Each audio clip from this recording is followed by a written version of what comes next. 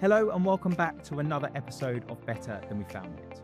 On today's show, my guest is a leader who proves that in order to have a just energy transition, we need to take everybody on the journey with us. Sandhya Murali is the Chief Strategy and Marketing Officer at Perch Energy.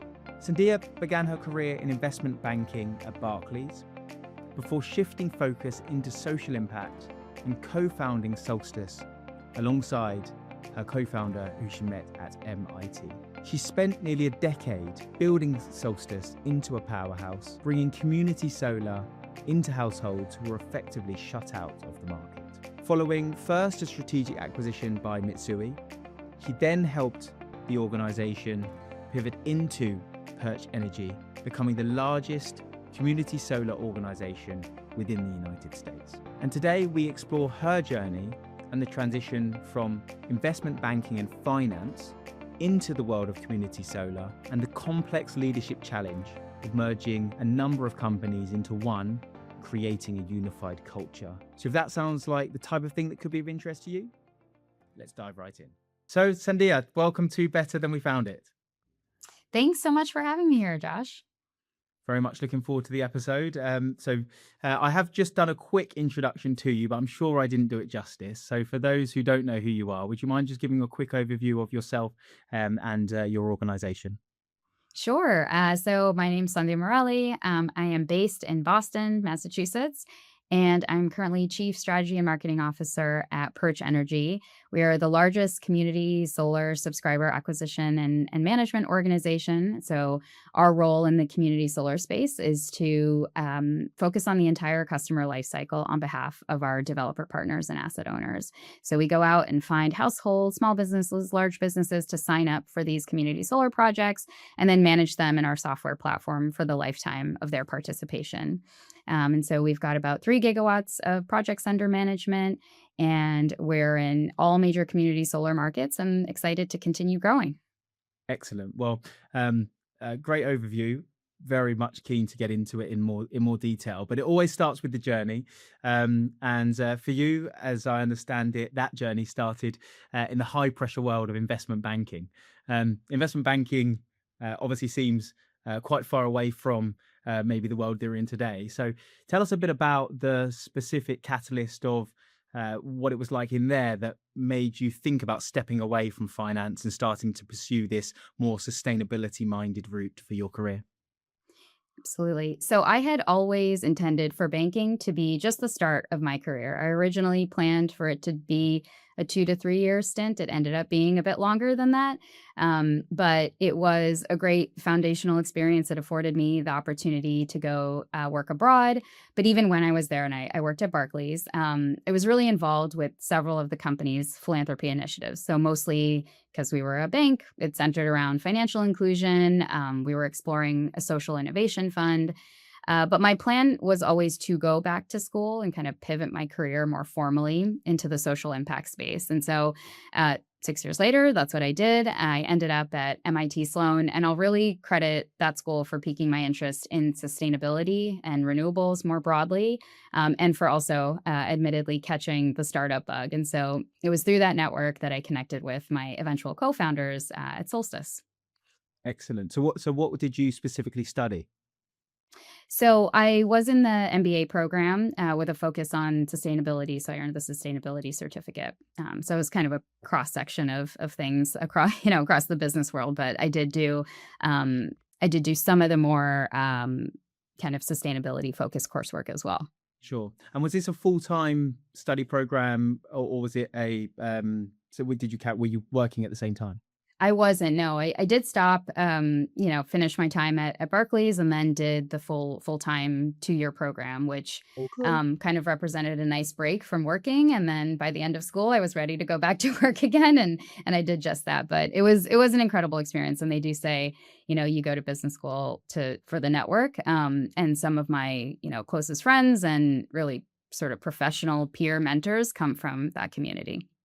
So tell me more about what that's actually like, though, having been in a very high pressured corporate environment and then taking that step back to learn and go back to school. That must be quite a bit of an adjustment. Obviously, it's not like college days when you're pre-work, I'm sure. But there must be a different dynamic to it. So yeah, what's it like, and how did you adjust? Yeah, well, I was definitely pulling some long hours in banking as can be expected. And I will say that I worked fairly hard when I was at MIT. I think the structure was a little bit different from other schools. There's a lot of networking and socialization as well, but we had a full course load, and that did keep me busy. So it was a bit of an adjustment, which is why I say at the end of it, I was ready to kind of get back into the real world and work. Of course, I picked a pretty challenging kind of next step in starting, supporting a startup from the ground up. That also came with a lot of work and late nights and weekends, of course, but a little bit of a different pace, different outcome. So I guess I would say I'm sort of a potential glutton for punishment, and I just continue to take on more and work very hard. But they've all been really formidable experiences, and I think at the end of the day, it's worth it. And I'm sure in that environment, as you say, the startup culture is big, and everybody's got great ideas that they're probably talking about, and you're thinking about. But tell us about the meeting that led to your next step, and how that came about, and then how it progressed. Yeah, so it was really a serendipitous connection through email. I was part of a listserv, and I got, a notification that, hey, this very early stage company that wasn't actually at MIT, it was at a different school, was looking for some help and someone with a finance background. And it was in the renewable space. And I was like, oh, let me reach out. And that's how I met my two eventual co-founders, Steph Spears and Steve Moylan. And they had just incorporated Solstice as a nonprofit. So we started off as a nonprofit. A couple of years later, set up our software company. But they had just incorporated and were looking for additional help, had just secured their first pilot project. And so um, that's where I first learned about community solar. It was just starting to take off. I had never heard of that model. So, community solar, for those that don't know, is where households and also businesses can sign up for a portion of a shared solar array and receive a discount on their utility bill. So, sounded like an incredible model. And the mission of Solstice was really twofold. And that's what I was drawn to. One, that we were working to expand deployment of renewables, so more clean energy for the grid, more local clean energy to help decarbonize. And then two, bringing those energy savings to the people who need it most. So both of those were really compelling. And that's why, they agreed to have me on, and I agreed to join. And I think then the overarching theme, this opportunity to build something from the ground up, felt like a once in a lifetime opportunity. And of course, I can't forget that I had a very supportive partner that encouraged me to take that leap. But a lot of things kind of combined to make it feel like, yes, this is the right step. Let's do this crazy thing and try and start a company and build it. Yes, very, very, very crazy. But I suppose that's where the stretching yourself and the great times come when you put yourself in those environments. But just to take a step back, you said that sustainability and clean energy was something that was of interest to you, but this was the first real deep dive you had into community solar. So how familiar were you with renewable technologies, before stepping in, and how much of a learning curve was those first few It months? was a very steep learning curve because I really had no experience with it. And honestly, when I was at MIT, I was really thinking, hey, I'd kind of look into um, shifting my career into the international development or even the public health space. I had done some sort of learning labs in those realms. Um, and I think what I realized is that there are plenty of problems that require solutions here at home that aren't halfway across the world. And climate renewables is one of them. But also, again, this kind of additional aspect of community solar really being a savings product that can bring much needed savings to households. Right. And so that social mission was really compelling too. But understanding the role that we were trying to play in the community solar space, so the kind of customer acquisition and then eventually customer management, required all of us to understand how these energy projects are financed, how they're built, what the expectations are. And I think that's where some of my finance background was helpful in that I understood the language. I didn't know anything about renewable energy, and financing, anything about project financing, anything about tax equity. And so I spent a lot of time Googling and kind of teaching myself. And then, of course, just talking to some of our early advisors who helped us understand it and, understand what our place in that value chain was going to be and how we could position ourselves to, start to win business and actually grow really and understand what our space in that overall community solar value chain was. So it definitely took a lot of time. I was building models for how a solar project works and kind of figuring out, hey, this is what the developers' returns are going to look like, and this is how much our services are going to cost. And so there was a lot of figuring things out as we went, but at least I had the skills, at least the toolkit to kind of help me figure that out, even though, admittedly, we didn't know what we were doing in those early days, and we were sort of figuring it out as we went along. And that's what I was going to ask. In terms of the actual co-founding team, how much experience in renewables and community solar specifically was there? There was some in other contexts abroad, right? So some of the my co-founder had worked abroad in renewables, but it's a very different context than how projects are kind of financed and executed and built here. So I'd say there was a pretty steep learning curve, but also the interesting thing that I reflect upon a lot is that community solar was a new part of the renewables industry, right? So it was just starting to take off. Nobody really When knew. was this? What year was this? This was back in 2014, 2015. Yeah. So it was just starting to take off across more states at that point. It had been in existence for a while, but just in a couple markets. And so the whole industry, you have developers who've been building solar for a long time, and then now they're turning their attention to community solar. So you have to understand, what the revenue profile for these projects is going to look like. Understand, okay, instead of just having a single corporate off-taker, we're going to have a couple hundred households sign up, right? And small businesses sign up. What does that mean for the credit risk, right? So there were some early conceptions of credit risk that we had to figure out, are they true? Are they real? Are there other ways to control for this potential risk of not having enough subscribers? So a lot of the concepts from I'd say the commercial real estate market, from consumer underwriting, all of that kind of comes to play in community solar, but everyone was sort of figuring it out at the same time. And then the other piece of it is how mechanically these projects are managed with the utilities. And nobody knew how any of that was going to work. Everybody was kind of figuring out the playbook as we went along. And I think it created a really unique opportunity for a startup to, get down that learning curve as fast as possible and develop some measure of expertise despite being a startup, right? There was no incumbent to kind of unseat. There were definitely experienced developers for sure. And those who are experienced in marketing to consumers, for example. But the combination of all this within community solar, I think, gave us an opportunity to become experts in this niche part of the market and then have some viewpoints, right? Some opinions on what programs should look like, how they should be designed in order to serve customers and subscribers in the best way possible. That in turn means returns for developers. So we can get into those details, but it was a really interesting place to be. Despite being a startup, we also had some measure of expertise. Yeah, for sure. And kind of helping to shape the market, which I can see why the pool was there for you with also your previous expertise as well. One of the things I'm always so interested in when I talk to people who have been on this co-founding journey is the dynamics between co-founders and what that looks like. Joining a startup is notoriously challenging anyway.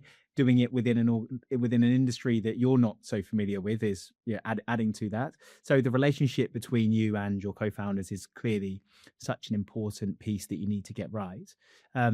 What was, if any, due diligence did you do on each other, and how did you work out how the dynamic would work and make sure in those early days you had a successful partnership? That's a great question. Did I do any due diligence on my co-founders? And the short answer is no. I can't say that they didn't do any on me, but I'm guessing no. we started working together just I was in a volunteer capacity 10 hours a week in my last semester of business school. So we started to understand how each other worked. And I mentioned I had two co-founders.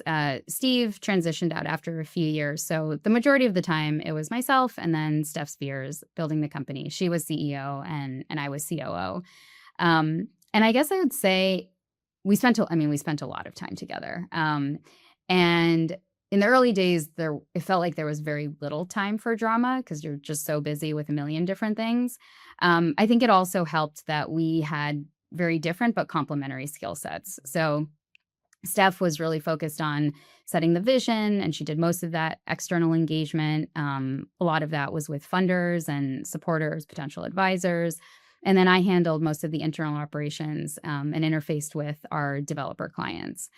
And I think just going through the ups and downs of a company as you experience those and kind of go through the harder times, that helps build trust with your co-founder because you realize you have to work together to figure the way out, right? You can't blame each other or your team members. And I think that mentality that we both had just helped us through some of those tougher moments. We both definitely grew over the decade of working together and changed as people, kind of went through 10 years of life. Like you're going to change as a person. But I think understanding again where each of our strengths were and acknowledging where each of our respective weaknesses were really helped to strengthen that relationship and really present kind of a unified uh, face for the team and externally. So it worked out, right? And it's not to say we didn't have our ups and downs, but I think ultimately when you're both kind of doing this for the sake of the mission, the team, right? And having that orientation towards your team, that really helps kind of be that guiding light, even as you're navigating difficult things. Sure. And that's the next part of it. So, you've got to make sure the co-founding team is correct. Great. You've got that nailed. You've done a bit of volunteering. So you've got to know each other a bit better, perhaps, before you've gone fully in. But hopefully that was a good tick. So then when you start to think about hiring the team and growing the team early on, clearly most startups are poor on cash. Making wrong hiring decisions in those early days can be catastrophic sometimes without, overstating it. So can you remember back to those times and what types of things were you looking for when you were looking for individuals at that early stage, and how did you approach hiring and building the team? So I will say hiring is definitely one of the toughest things. And I still think there's more to learn on that front personally. We definitely didn't have zero mistakes, that's for sure. But we did try and get at people's character because I think that's important when you're trying to build that team, especially early on. So I'll credit Steph with always asking this interview question. Tell me about a time when you felt you were your grittiest, most resilient self, right? And so we asked about that explicitly. I will say, even if you got, a bad answer, it didn't always mean that someone wasn't a good fit, but it was important to hear how someone answered that question. I also think as a mission-driven company, that element was really unifying, right? We were all working towards getting more clean energy on the grid, bringing savings to people who need it most. And so people were self-selecting into that group. We also spent a time investing, into that culture and sort of building those connections across the team. So at the end of the day, especially, at least early on, we were looking for people who felt compelled by the mission, were good people. We've also gotten criticism that, we were too nice, but we were really looking for good people and also people who are willing to put in the hard work that it takes to get a company off the ground.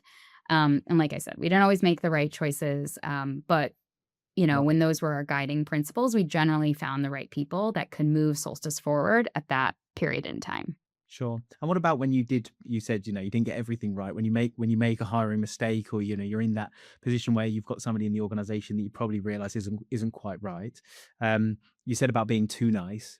Is that based on, just keeping underperformers for too long, or not having those difficult conversations, or where did that kind of phrase come from? Yeah, I think it can manifest in a lot of different places. Having difficult conversations is hard, and so yes, for sure, sometimes we kept people on that maybe weren't the right fit for the organization anymore, and you learn to get better at making those decisions as you have more experience, right? In those early days, this is also our first time running an organization and starting a company. So you're learning a lot about the industry, about how to run a team, how to build an effective organization. And so, um, towards, in the later years, we'd always look at each other and be like, oh, if we did this again, we'd know so many things. And we would just sort of, you know, be at, 10 steps ahead of where we were when we started, because you just know a lot more. So yeah, I think those are some good examples of how it manifested. But obviously nothing was deal breaking for the organization, and we had a couple exits along the way, which was great. And I think it's important, once you realize what the issue is, taking action on it and being comfortable with those decisions too is For hard. sure. Can be hard sometimes. And most first time founders I speak to, yeah, myself included, everybody goes through that pain of holding on for people for too long, or not putting off those conversations that feel so big. But as you say, actually, when you have them, it doesn't necessarily need to be a negative both sides. It can actually be a positive both sides. Yeah. And particularly in this industry, which is so, or can be so up and down, and the solar coaster, as a lot of Mhm. people I know refer to it as. It can definitely take people on journeys that change them and change their perception on whether it's something they want to be part of, or not. But something that stood out to me, and that I've seen across the industry with you, is a lot of individuals who have worked within the organization have gone on to do great things in the industry. What do you think that it was that you did that helped sustain people's interest in the industry, regardless whether they were with you or with somebody else, and help them go on to be so successful?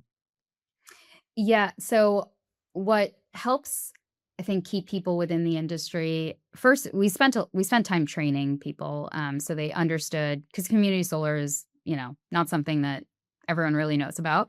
And so we spent a lot of time, in that training, making sure people understood how the whole ecosystem works. And then for folks that ended up at other community solar adjacent organizations, there's not that many people that have that knowledge. So I think that makes them that much more valuable.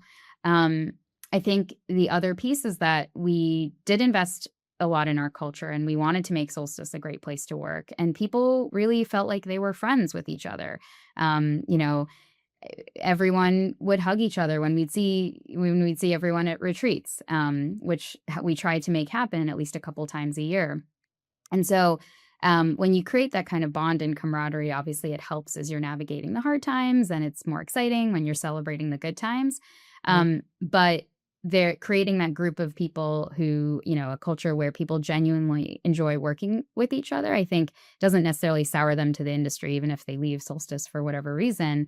I'm glad to see that a lot of them who have left over the years have stayed within community solar specifically, but also the clean energy sector more broadly.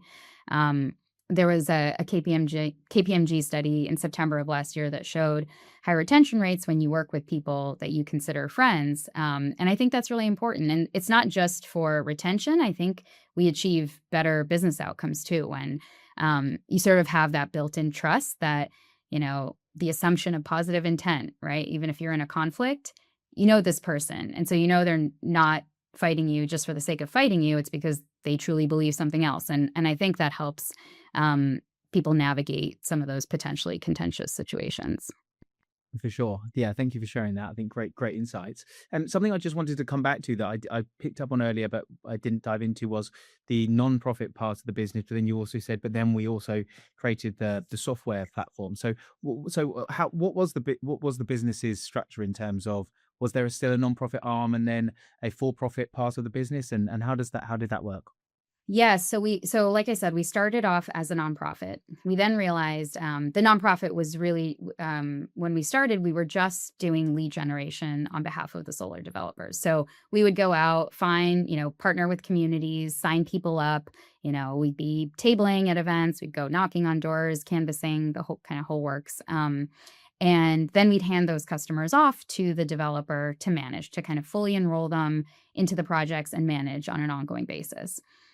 That created a bit of a disjointed experience because people would have an interaction with a Solstice person, and then they'd be managed by a different company that they hadn't interacted with before, and so that created some friction. So that kind of feedback that we were getting, coupled with, as we talked to more and more developers that were entering the community solar space, they were asking us, well, we don't have the internal team to manage these customers, so can you guys do it? Can you guys do the ongoing customer service, ongoing customer management, which includes billing and invoicing? And so we started to get those inquiries, and realize there was actually a lot of value to be had in owning the whole customer experience. So that's when we decided, it was back in 2016, we decided to establish the C Corp side of the business and start building out the software platform that could run all of this, right, and manage all of this.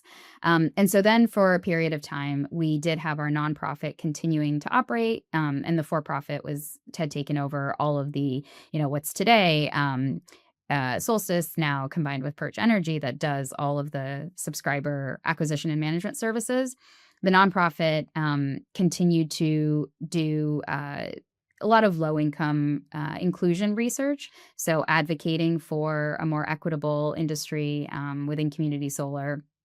And then later also started doing some development work and supporting community-led community solar projects.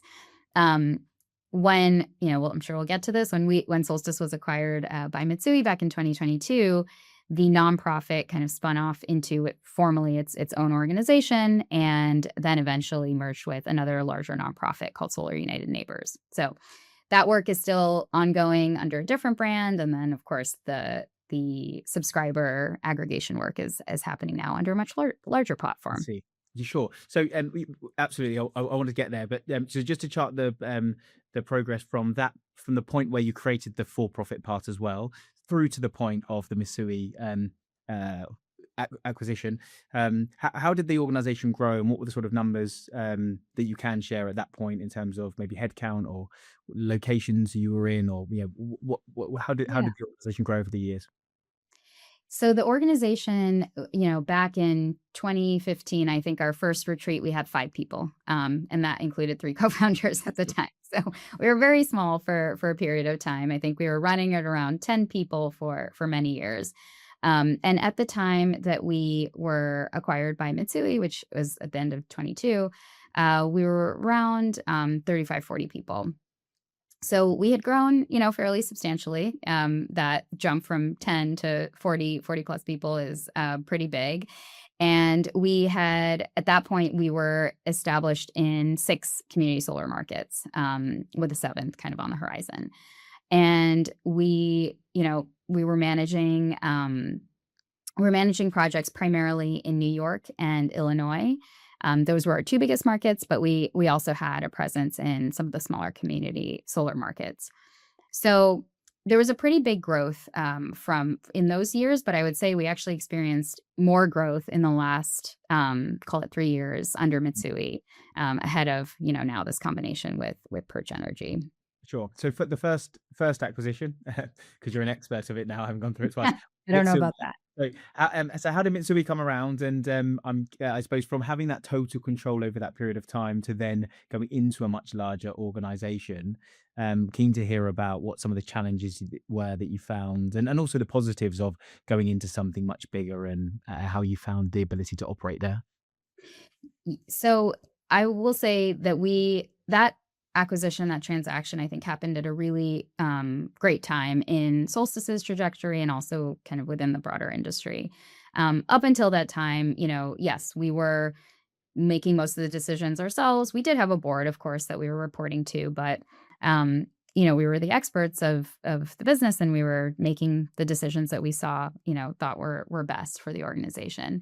And a lot of that time, we were still in sort of selling the vision and hadn't quite gotten to execution mode. Like, we know what we need to do. Now we need to execute. We need to grow, scale, and sort of become more efficient. When we sold to Mitsui, that was the inflection point that we were at. And we were and it was also a bit of a challenging time in the community solar market. There were a few markets that were a bit stalled, programs delayed, kind of getting back up and running again. So it was very helpful to have a corporate parent sort of support us through some of those ups and downs within the industry. The other piece that was really beneficial from the transaction is that we brought some really capable finance expertise in-house, like through Mitsui. And that enabled us to really have a much better view of all of the drivers of our business and focus on what was going to have the most impact. And so, it sounds simple. It sounds like, hey, you should have known this all along, but it actually does require some years of data to look at, right? How did things work in the past? And then having that expertise to really drill down and kind of build the models that help inform what the business needs to do. So I will say that was really beneficial aspect of the whole transaction. And then understanding what what was important to Mitsui, that was somewhat of a learning curve to understand that really deeply, to be able to manage the board. And when I say, we really experienced a lot of growth in those several years, it's because of this, right? We understood, hey, these are the hot spots in the organization that we need to focus on. Let's go tackle them. And it created a lot of focus for the company too, which is always helpful. Sure, yeah. I mean, there's similarities in that journey to the journey that actually I went on in my last recruitment business. I joined a business in 2011, and in 2020 we sold to a larger group and went through that transition. And like you, we were, I think, 4 or 5 when I joined that business, and when we sold, we were 35. So yeah, Mhm. similar numbers. But I suppose I found it quite stifling.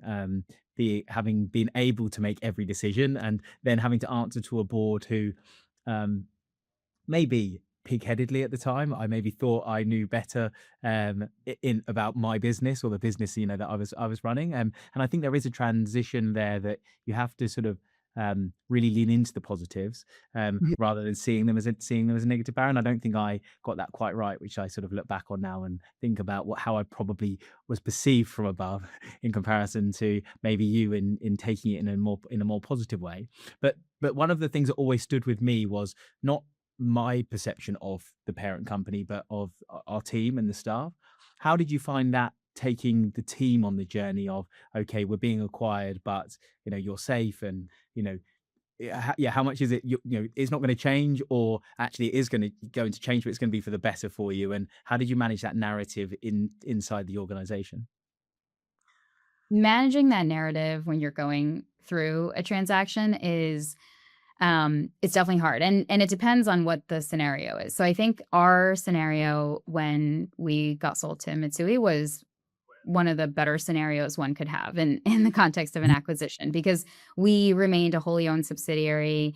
And so, our team was intact.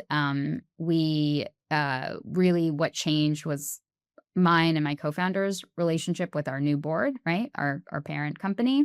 Sure. To a lesser extent, I think our leadership team members who, oftentimes would join board meetings and such, and sort of how we oriented around certain goals. But I think for the most part, for the day to day of the rest of our team, they weren't impacted too much, or they were at least insulated from any of those changes. And so it was not as challenging as I thought it might be. And we really did spin it, it wasn't really spun. It was very much looked at as a positive. Hey, we've grown this business ourselves. We of course had investors, very supportive investors along the way, but we've grown this business, gotten it to where it is. And now, someone like Mitsui is interested in buying it. And this is a great outcome for everyone. So we actually told our team in advance, and people we were able to get people excited about it and sort of celebrate that outcome. And so, yeah, different acquisition scenarios will bring different difficulties in messaging. And I will say, I think that particular one was maybe a little easier to navigate. Sure. So you've learned from going through this acquisition with Mitsui. You've taken the team on for a couple, is it 4 years? Under Yeah, 3.5. Yeah. 3.5 years. And then we move on to present day now with Perch Energy. So can you tell us a bit more about this transaction, what what the reasons were behind it, and what platform now that allows you to sit behind, and we can then get into a bit more about the future.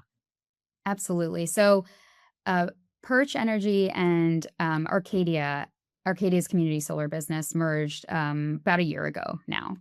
And so that merger created, the largest community solar platform within the industry. And so the conversations that we started, sometime last year were around, okay, does it make sense for us to combine?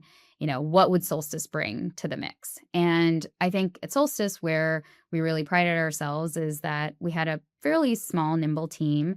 We had grown very rapidly over the last several years, and we focused on kind of building out our team's knowledge so that really understood sort of the whole kind of end-to-end value chain.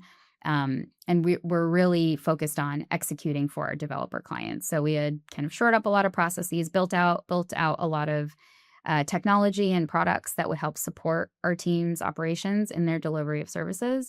And then we had, of course, increased our kind of book of business to be of interest to this now larger combined company. And so that's really what spurred it, right? And it's in this context of a community solar industry that is still, not all rainbows and sunshine. We had the One Big Beautiful Bill passed last year, and that, created a lot of uncertainty for most of last summer. A lot of that got cleared up, but even still, there's sort of a timeline on the kind of core piece of how these projects are financed, the investment tax credit. And so there's a lot to work on over the next couple of years. But we're going to have to work really hard in a market that's, staying flat or even contracting a little bit to continue to operate, right? And so scale is really necessary in this market. And it made sense to combine with the largest players, sort of bring the expertise we have, bring the team and the talent pools together, and really focus on continuing to deliver for clients and create a more kind of efficient organization. So that was the impetus behind it, and we can, I'm sure, get into more questions that you have. So what do you believe is the special sauce that Solstice brought to the table there? You said about the sort of the team and the talent, but if there was one thing that, if you were to put yourself in their shoes, they were looking at when they kind of reviewed the option to bring you in, what do you think it was that would have really stood out to them that they perhaps were missing, or that you would have added in terms of value? I do think a lot of it is around the talent. We had, like I said, a lot of team members that understood the whole kind of spectrum of the whole value chain for community solar. And that's really important because these are complex markets, and that expertise is really important, regardless of sort of what functional area you sit in within the organization. I also think that we have historically, Solstice had a really strong commitment to low and moderate income inclusion. We had since expanded our work to really do the full spectrum of customer acquisition, from low income households all the way, to large commercial large commercial entities. But that LMI piece is really important, especially as more and more programs have LMI requirements. So half a project has to be comprised of LMI. And so bringing that expertise, I think, was important. And we have grown our client base. We had entered a new market. New Mexico was one of our new markets that, we're a leader in. And so bringing that again to the combined portfolio, I think, I gave you three things, but hopefully those are the things I think No, that. all very interesting. Thank you. We obviously discussed what it was like when you were acquired. This sort of where you're merging with an organization who has also just merged, I suppose, brings even more complexity to it. So you have got some experience, but maybe on an even bigger scale. And I know some of this stuff you're still working through. But give us a window into what those conversations look like when you're thinking about behaviors and culture, and having three, what I'm sure there'll be some similarities, but of course there's going to be very distinct ways of working and other things that you have as organizations. How do you work through that to think about what actually stays and maybe what you leave behind? Yeah, absolutely. The integration of cultures and identity, I think, it's really challenging and interesting question. And so, like you said, we are on that journey, just starting that journey right now. But I think there's really two areas of focus. One is what helps to bring the teams together, build trust, and assume positive intent. Those are the things that we want to preserve from each company. I mentioned that earlier, that the team is everything. certainly when you're small and scrappy and kind of figuring things out, but even in large organizations, the team is really what is going to get things done.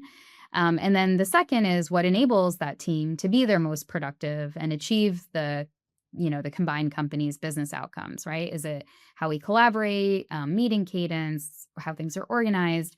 So, we had certain practices at Solstice that I think are valuable to bring to the new organization. There's certainly practices at both Perch and Arcadia that should be part of the combined organization. And I'm sure there are things that should be left behind. And so we're working to figure out those things. But I think along those two areas, if we can orient around that, that'll create a much stronger culture going forward.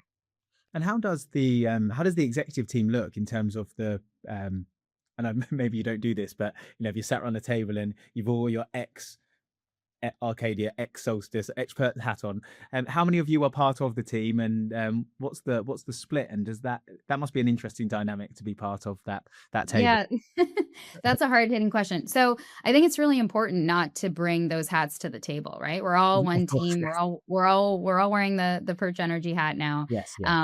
Two of us from the Solstice side did join the leadership team, but honestly, the Perch and Arcadia teams have been working together for a year now. We're a bit newer to the game, but I think it's really important to not have those sort of, I don't know, former jerseys on anymore, and to really align towards one team, right? And like I said, there's good and bad things from all three companies, and we should really be focusing on bringing the good things together, so that, we're the biggest player. We don't have any option but to execute to, satisfy our developer clients, to make sure subscribers have an excellent experience. So what do we need to do to make sure those two things happen? Sure. And what does the combined what is the size and scale then of the platform now in terms of your projects, but also your staff numbers, and the geographic spread? Yeah, so we have 3 gigawatts under management now. That's across 16 community solar markets. So every community solar market that has a program, we've got projects in. Um, we are in terms of the size of the company, we're at about 150 to 175 right now, and that's combination of all three. Trying to think of what other stats I can share. No, I think they were the main things I asked you anyway. So that's definitely good enough. But of course, being that size and scale then brings, as you said, a very different challenge to the sort of scrappy startup environment, to something that's more structured, but also has higher expectations in terms of financial outputs and targets and goals that you'll be aiming for. Um, how do you ensure that the organization retains the original, or the new and adapted mission that you're aiming for, that sort of social purpose, in addition to then the financial elements that clearly, when you bring a platform like this together, needs to output as well? Because it must be a different dynamic to do that at this scale than it is when you're much smaller. I think there doesn't have to be a trade-off between the mission and kind of achieving financial sustainability, right? The mission of all of the companies is to, really to help support our developer clients in keeping projects fully subscribed, managing the collections, and doing so will enable more of these projects to get built and to contribute to decarbonization of the grid, right? Mhm. That's the mission. The only way we can deliver on that mission is if we are, a financially sustainable company, if we're executing well, if we are, efficient and lean in our operations. If we're not doing those things and really thinking about how to operate well as a company, then we can't continue on that mission. And I think, I said that a lot at Solstice. I think it's true even as a larger platform. Mhm. Um, and I really do think there's room for both, right? At the end of the day, we're expanding deployment of renewables, we're expanding access to clean energy, and really we're trying to reinforce that long-term trust, and subscriber impact are going to drive sustainable growth, right? So I don't think we can really separate the two. Sure. And I've always been fascinated in the intersection of your sustainability or sustainable value creation, that using for good causes can still drive financial profits, and both be they can both coexist well. And actually, if you get it right, they drive each other forward. Yeah. So I've very much been a part of that. But I suppose in some parts of the US right now, maybe people feel as though they are separate things. When you look ahead to some of the not purely the political landscape, but the pressures that might be faced against the community solar market. How do you see things progressing over the next sort of 3 to 5 years? What are the opportunities? What are the issues that you're looking ahead to, and how are you kind of thinking about approaching them? Yeah, that's a great question. There, like I said, there are headwinds, right? From policy changes that have happened that are going to impact the continued growth of the community solar market. There's plenty of work to be done today, but how that shifts over time, I have a few thoughts on that. I think community solar, though, is interesting because it's as a savings product, it doesn't have to be positioned as, doing good for the environment. It first and foremost, I mean, I think, when we've done customer surveys, the majority of people say they're compelled to sign up because of the savings, right? Who wouldn't want um, savings on their utility bill, especially this day and age when, electricity costs are increasing across the country, right? Driven by significant demand from data centers and the growth of AI. So electricity bill savings shouldn't be controversial. And so hopefully we can rely on that to continue to drive demand across the different types of customers, from households, all the way to large businesses. Um, and I think that message will be what's needed to help open up new markets in the future. Like I said, we're in 16 states right now, and community solar is enabled through legislation in many more states, but there aren't necessarily thriving programs. And so, in order to get there, that requires legislative and regulatory effort, and hopefully that kind of message of, hey, this is good for your communities because you're going to bring savings to households, right? Certain parts of the country, hopefully that's a message that can bring, both sides of the aisle together. Um, so there's that piece of it sort of on the demand side, right? And the little bit on the policy side. I think on the supply side, right? So the investment community looking at these projects, are they going to continue to be viable? Is the market going to continue to be there? Hopefully, it is through some of these, policy developments, which I think will take some years to open up new markets. But on the financing side, I think renewable energy will continue to be a good investment. We need more forms of generation, right, to help meet the growing demand that we're seeing in load growth. And so, um, I think the investment community will figure out, if we do end up in a world where we don't have the investment tax credit, financiers will figure out how to fund these projects, right? And ensure, continue to put money to work in community solar and distributed generation more broadly. Um, and the industry will adapt. And that's also why, I would say combining with a larger platform and now being the largest platform and having that scale allows us to kind of weather some of those challenges, right? And be the player that can withstand some of these changes, right? We're seeing consolidation happen at all levels of the industry, not just in our little sliver of it. Um, so that's part of the impetus for the transaction as well. And how I see us continuing to be successful, over the next several years. And what about other technologies? Is it solar only, or do you start to look at different forms of renewable technologies? Particularly battery storage is something that we're seeing more and more of. And as I promised you before we got into this, this is not a technical discussion, so I'm not going to go too far down the route. But a lot of community projects that we're looking at now, not in the community side, but sorry, solar projects are co-located with batteries. Yeah. Is that something that you do, that you're thinking about, that you have plans to do, and also would you consider other technologies as well as solar? So the service that we're providing is really focused on the subscriber side, right? We are finding the subscribers for these projects and ensuring they remain full. So there are some programs, community solar programs that will require storage to be coupled with it or have incentives for storage to be coupled with solar. And where that exists, that impacts the number of subscribers that we would sign up for a project. So that's where it will impact us. And we've looked at some solar plus storage project opportunities.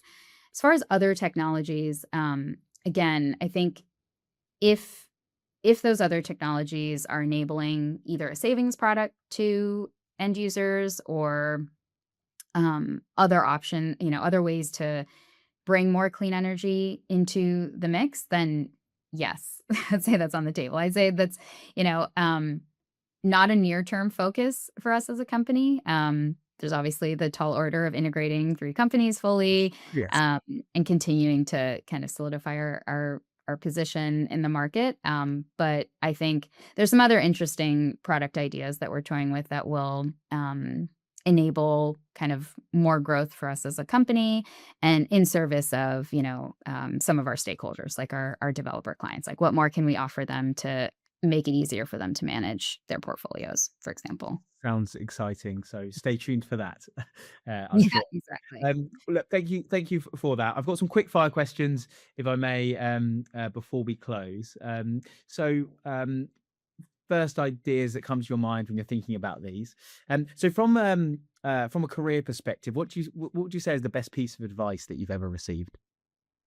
I will say this from a leadership and management perspective, and I've heard it a lot, is, treat your team like they're adults. People can handle difficult news. People can, celebrate with you. And I think that's been an important learning for me over the last decade or so. I know you spent time in a range of different places in your career, but if you had to choose between London and New York, what's your preference? This is probably the hardest question, and I was really going back and forth, and I'll probably anger some people, but I'm gonna go London. Yes.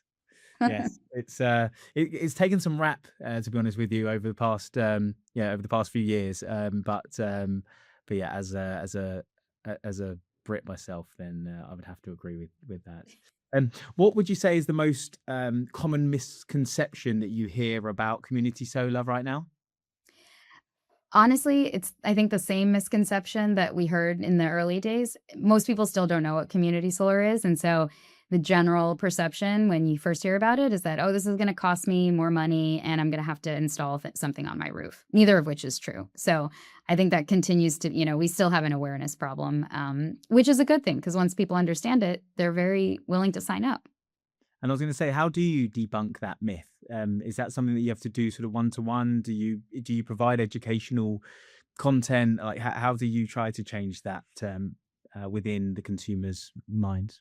Yeah, that's a great question. Building that education into the customer journey, if they're, engaging with someone at the door, obviously it's easier to have that conversation and explain exactly how it works. But, we at Solstice, we did invest a lot of time in building out materials, through our enrollment journey, that would educate the customer at every step along the way, and then remind them of, what those steps are, how community solar works, because it is complicated. And you sign up for something once and then you start receiving credits some months later, you may forget how it works. So we really try to invest in that educational process along the way. And if you weren't in community solar and the broader renewables industry, which industry do you think you'd be in and why? So I always had an interest in public health. And I actually think what's very interesting to me now is the intersection of climate and public health and how the impacts of climate change are impacting health outcomes. So I think I'd be doing something along those lines. So it's probably still adjacent to climate, but with a slightly different impact focus. The passion and purpose runs deep, so I can see Yeah. that. Really gets, and what's one habit that you have to always start your day? I wish I had something more health conscious, but I need my large cup of coffee to start my day every morning. Straight away, first thing as you wake up, or do No, you no, no. I do wait? brush my teeth and, get showered and everything. But I like sitting down at my desk with my, carafe at Yes. hand. I've been implementing something where I've kind of been researching about having how soon after waking up you should have it, and I try to wait till 10 a.m. now before I have my first cup, which Oh, is interesting. big. Okay. It's a big, yeah, it's a big challenge. Um, but actually, I've been feeling much better for it. And as I think we do. We're Fascinating. working on the US from the UK, so the hours we work are quite long and late into the evening. But I definitely feel a better amount of energy in later on in the day, not crashing from the coffee so early. So yeah, I'm trying to be a bit more consistent with that, which is working. So Interesting. You'll have to send me that research and yeah, maybe yeah. I'll adjust For my sure. habit. Yeah. Cold shower and wait until 10, I don't 10. know if I can adopt the cold shower. Okay, fair enough. Um, and lastly, if you could finish this sentence for me, the future of clean energy is Reliable, resilient, and equitable. excellent. So, to finish off with it then, when you think about your career, Sandhya, and you can look back on it as a full picture, what would you like your legacy to be, to know that you've left the world better than you found it? Yeah, I hope that Solstice and now Perch will have served as an example of what it means to build a company that can have deep impact towards a mission. And here it's both that environmental and social mission, but also towards its people by demonstrating that organizations can do right by their people without sacrificing business outcomes. And honestly, those two really go hand in hand. For sure. Well, I'm sure you're going to be very successful in that mission, and it sounds like you've already done a huge amount to it so far. So, thank you so much for sharing your journey and your story today. It's been insightful, and it's given me a lot of pause for thinking about things as well around culture and building companies. So, it's been great to listen to. If people have listened, they're inspired by the journey, they want to find out more about Perch and your mission, or just to connect with you. Would you be happy for them to do so? And if so, what's the best way for them to get in contact or to find out more? Yes, absolutely. I guess email is the best way to get in touch. I can share that with you afterwards if you want to include it. Sure. But yeah, would welcome any outreach. Brilliant. Well, thank you so much. We'll stay tuned for what's to come for you as you go through this integration, and I'm sure continue to deliver great value. But thank you so much for sharing your time with us today, and look forward to checking in soon. Thank you so much for having me. This was great. Great, thank you.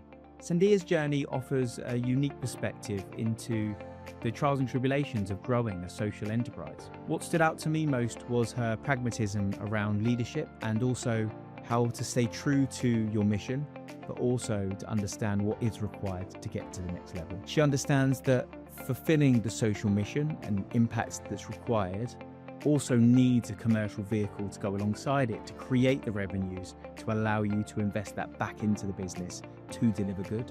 Her experience of going through the different stages of growth, from the scrappy startup into a much larger corporation with multiple brands and cultures, was also fascinating to see the insight on how to best navigate that. And I think all of this, focusing on combining the talent with the technology, with purpose that sits behind it, is truly how you leave an industry better than you found it. And thank you so much for listening to Better Than We Found It.